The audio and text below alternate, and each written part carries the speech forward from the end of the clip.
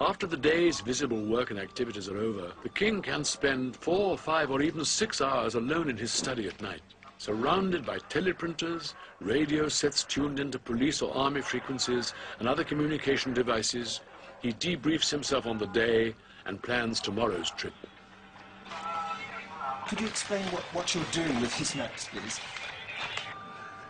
If I see something, you see circles there, places that can be developed, and you can see a place there with a red thing there. It's a kind of for damming and for making a small reservoir.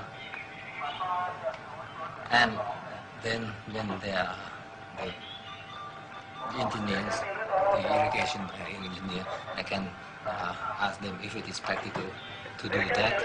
And sometimes they go and inspect the place and can have a survey on the spot. Why do you have all these radio sets everywhere, all these receivers, transmitters, telexes? What are they all for? Well, communication. I think that you should know that radio is for communication. I don't have television here. I've heard people say that this is your personal intelligence network. I wouldn't say intelligence, but sometimes it is very useful. Sometimes when you know about the news of some disaster hitting somewhere, you can help them very quickly, and that speed is the most important factor. So that I get the news by the telex or by the radio. Most of what you hear here doesn't concern me. It's sometimes there is a murder somewhere. Sometimes I can have some news of they have caught a caravan of heroin or something like that. It is better than to listen to the broadcast or other things.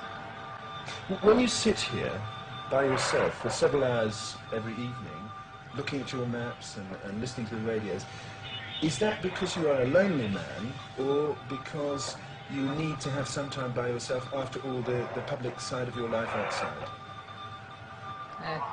That is a question that can be answered in many ways. I'm not lonely, and I have work to do, so I have to do the work. The way of doing work is to have some concentration, that is some peace, and then one can think more clearly. It is a way of preparing myself to be able to do whatever circumstances will